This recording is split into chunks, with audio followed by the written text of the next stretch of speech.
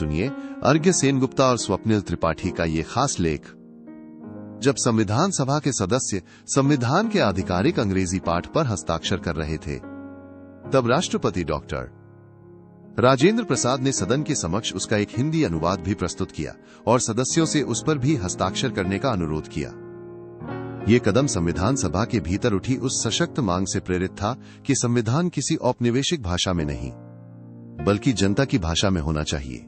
ये क्षण एक व्यापक संवैधानिक महत्वाकांक्षा को दर्शाता था, जो भारत की अनेक क्षेत्रीय भाषाओं का सम्मान करती थी, विविधता को स्वीकार करती थी और अंग्रेजी पर औपनिवेशिक भाषाई निर्भरता से धीरे धीरे आगे बढ़ने की परिकल्पना करती थी।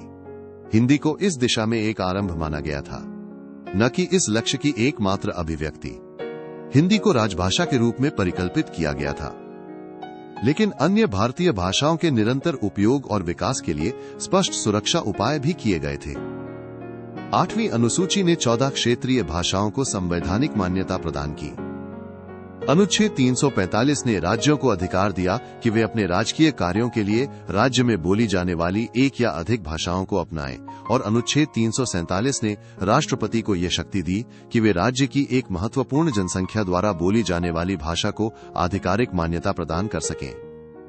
राज्य विधानसभाओं की कार्यवाही राज्य की राजभाषा में होनी थी और संसद में भी सदस्यों को अपनी मातृभाषा में बोलने की अनुमति दी गई थी। इसी के साथ अंग्रेजी को अनेक संवैधानिक कार्यों के लिए एक कार्यकारी भाषा के रूप में बनाए रखा गया। ये केंद्र सरकार की आधिकारिक भाषा बनी रही, हिंदी के साथ संसद की एक डिफॉल्ट भाषा रही और सर्वोच्च न्यायालय तथा उच्च न्यायालयों की कार्यवाही संसद में प्रस्तुत विधेयकों और अन्य विधायी दस्तावेजों की भाषा भी रही।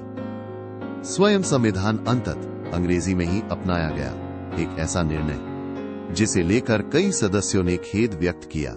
उन्हें इस आश्वासन से शांत किया गया कि अंग्रेजी केवल 15 वर्षों की अवधि के लिए ही बनी रहेगी, जिसके बाद वो राजभाषा नहीं रहेगी।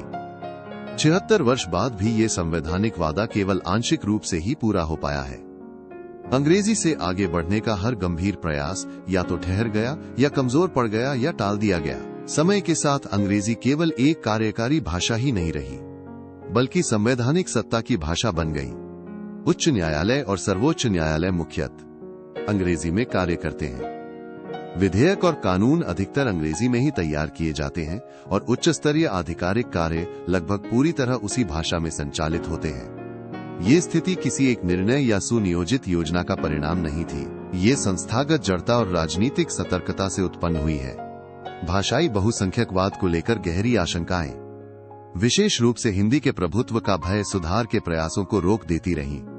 अंग्रेजी को एक तटस्थ समझौता भाषा के रूप में देखा जाने लगा, जो किसी एक भारतीय भाषा को विशेषाधिकार नहीं देती थी। जब प्रधानमंत्री लाल बहादुर शास्त्री ने अंग्रेजी के स्थान पर हिंदी को एकमात्र राजभाषा बनाने का प्रयास किया, तो विशेषकर मद्रास में व्यापक विरोध हुआ। 2 लोगों ने आत्मदाह किया, एक ने विषपान किया और हिंदी के पुतले जलाए गए। आज अंग्रेजी ने संवैधानिक सत्ता को भाषाई बहुसंख्यकों से अलग थलग कर दिया है और साथ ही एक सीमित शिक्षित अभिजात वर्ग की पहुंच को मजबूत किया है। भाषा ही तय करती है कि कानून कौन पढ़ सकता है, कौन उसे समझ सकता है और कौन संवैधानिक संस्थाओं से सार्थक रूप से जुड़ सकता है।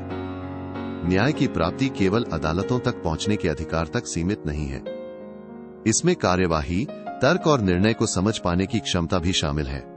ऐसा संविधान जिसे अधिकांश नागरिक पढ़ नहीं सकते या उपयोग में नहीं ला सकते, भागीदारी का माध्यम बनने के बजाय केवल एक दस्तावेज बनकर रह जाता है।